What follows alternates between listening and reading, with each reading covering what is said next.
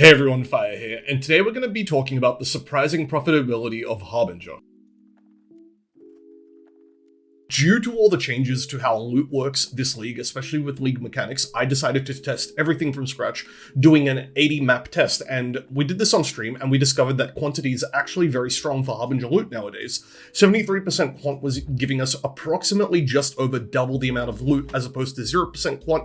However, going beyond this did not seem to increase it by as much as it should, so the relationship with quantity definitely is not linear by any means. It gives you more than the amount that quant says it should give, up to a point, and then it diminishes very fast. On the other hand, pack size does absolutely nothing for Harbingers. Our 40% pack size test gave us even less loot than the 0% pack size test, which just comes down to RNG. Another thing to consider is that if you're thinking about using Wandering Path to scale quantity to the stratosphere, that's not going to work either, because Harbinger is very reliable on all of its notables. You get the notables that give you a free Harbinger, you get King Harbingers on occasion, and also you can make the Harbingers a lot faster. Running Wandering Path is just completely out of the question. And then as for Grand Design, now this Grand Design is not exactly good, because it cuts out your ability to stack the increased modifier and quantity nodes on the tree. However, it doesn't exactly brick this strategy either. You can still get to respectable levels of quantity when you're running Grand Design. It's just not going to be at anything crazy. However, due to the diminishing returns on quant, I think Grand Design is totally fine. So how much is a Harbinger worth? Well, at 0% quant, Harbingers are only worth 1.5C on average at the moment, and that's not very impressive, but when you go up to 73% quant, Harbingers are worth 3.15C on average, and this is actually pretty good, because at this point, you can start comparing them to essences. At 120% quant roughly, Harbingers are worth 3.4C on average, so as you can see that increasing our quant by 50 at this point is not giving us very much of an increase compared to the initial 73% quant.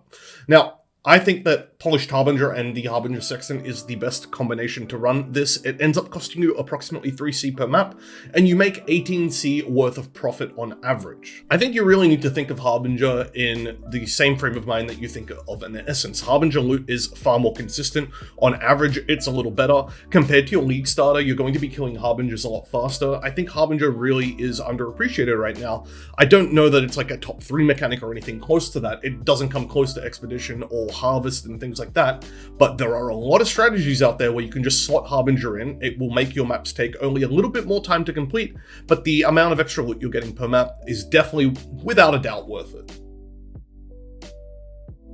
So I've included 3 trees in the spreadsheet that you can use to fit Harbinger into various strategies, and I'm going to go through them since I think it's worth talking about. The first is the Jungle Valley Grand Design strat that I was doing on stream the other day. So this kind of proves that Harbinger works fine with Grand Design. We weren't scaling quant to ridiculous amounts, but the Harbinger loot still ended up being pretty good. I think I have currently 60 orbs of annulment sitting in my stash, for example, which just goes to show you how much better Harbinger loot is nowadays. I think the GG must have ninja buffed Harbinger loot to make up for the nerf to Exalted Orbs, but that's, I guess, a topic for another day. But yeah, so this is just a Grand Design strat. Next up, you have the Waste Pool Blight version of the strat. So this basically just involves slapping all of the Harbinger stuff into a typical Blight tree. You're able to minimize the amount of downtime waiting for the boss to spawn, because you get the guaranteed Harbinger in the boss room.